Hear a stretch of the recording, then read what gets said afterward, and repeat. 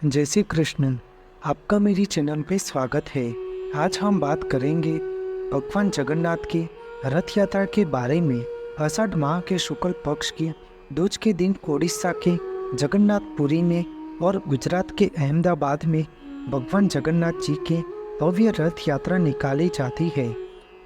लेकिन दोनों ही जगह की रथ यात्रा में क्या फ़र्क है, यानी कि क्या अंतर है, उस रथ यात्रा की बहुत ही खास माहिती आपको प्रदान करूंगा। ओडिशा के पुरी में ही भगवान जगन्नाथ का मुख्य और प्राचीन मंदिर स्थित है, जबकि अहमदाबाद में ऐसा नहीं है, क्योंकि अहमदाबाद में भगवान जगन्नाथ का भव्य मंदिर नवनिर्मित बनवाया गया है। रथ यात्रा तो पुरी से ही जुड़ी हुई है, जिसका प्रचलन बाद में अन्य शहरों में होता गया और जिसमें अहमदाबाद की रथ यात्रा को सबसे लोकप्रियता मिली है।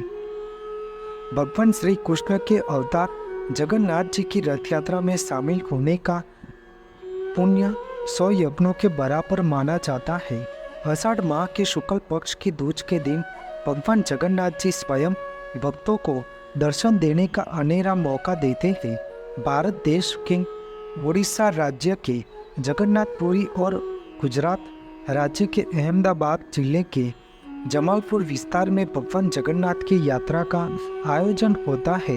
दोनों ही यात्रा भगवान श्री कृष्ण को समर्पित है।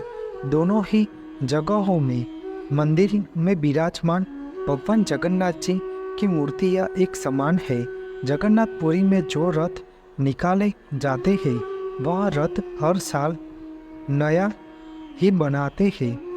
उस रथ का कामकाज 2 माह पहले ही शुरू हो जाता है और वह 3 रथ होते हैं, जिनकी भव्यता देखते ही बनती है। जबकि अहमदाबाद में भी 3 रथ निकाला जाता है, लेकिन वह रथ ज़्यादा बड़ा नहीं होता है और ना ही हर साल नया रथ बनाने की ज़रूरत पड़ती है। जगन्नाथपुरी में रथ यात्रा करीब 3 से 4 किलोमीटर का सफ़र करती और गुडीचा मंदिर पहुंचकर वहीं पर 7 दिन रहने के बाद वापस लौटती है। जबकि अहमदाबाद की रथ यात्रा का मार्ग करीब 18 किलोमीटर तक ही लंबा है और एक ही दिन में रथ यात्रा वापस निज मंदिर लौट आती है। रथ यात्रा की शुरुआत सबसे पहले बलभद्र जी के रथ से होती है। उनका रथ ताल ध्वज के लिए निकलता है। इसके बाद बहन सुभद्रा के पद्म रथ की यात्रा शुरू होती है। सबसे अंत में भगवान जगन्नाथ जी का रथ निकलता है। उस रथ को नंदी घोष कहते हैं। जगन्नाथपुरी के तीनों रथों को बड़े बड़े रस्सों की सहायता से खींचना शुरू करते हैं।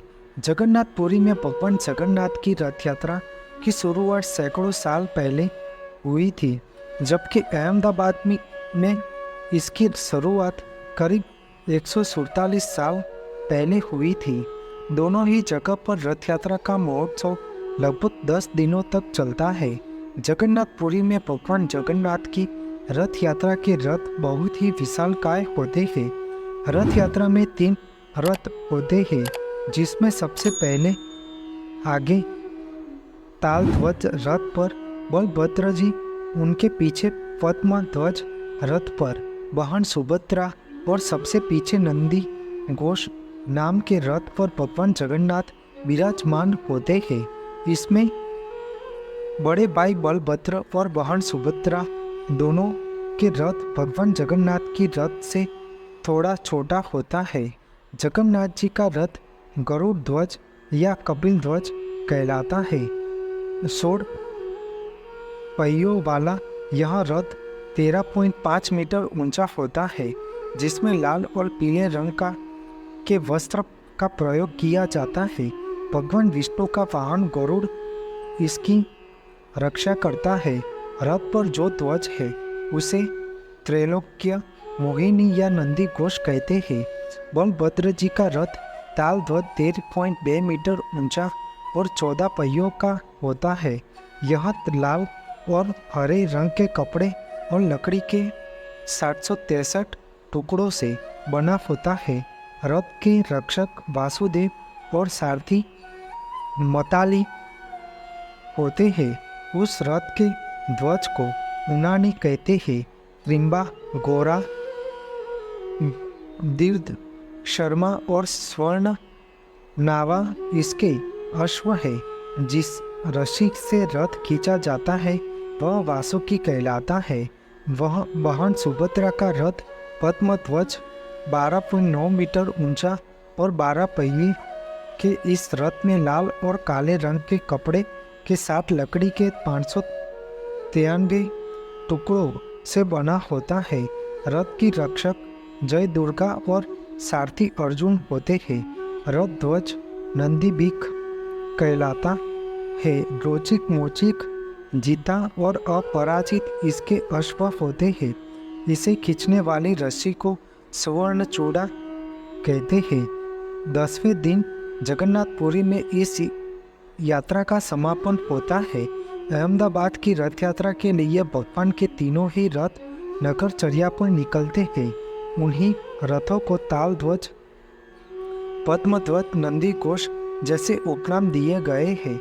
दुनिया के सब किसी भी कोने में यह रथ यात्रा निकले लेकिन रथों को इन्हीं नामों से संबोधित किया जाता है।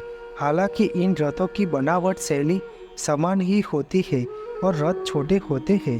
जगन्नाथपुरी में रथ यात्रा से जुड़ी कई अन्य परंपराओं और रस्में भी होती है, जबकि अहमदाबाद में निकलने वाली रथ यात्रा में इतने नियम या रस्में नहीं होते हैं। लेकिन रथ यात्रा भव्य तरीके से आनंदमय निकाली जाती है। आपको मेरी यह माहिती अच्छी लगी हो तो मेरी चैनल को लाइक, शेयर, कमेंट, सब्सक्राइब करें और बेल आइकन को दबाना ना भूलें। जय स्वामीनारायण।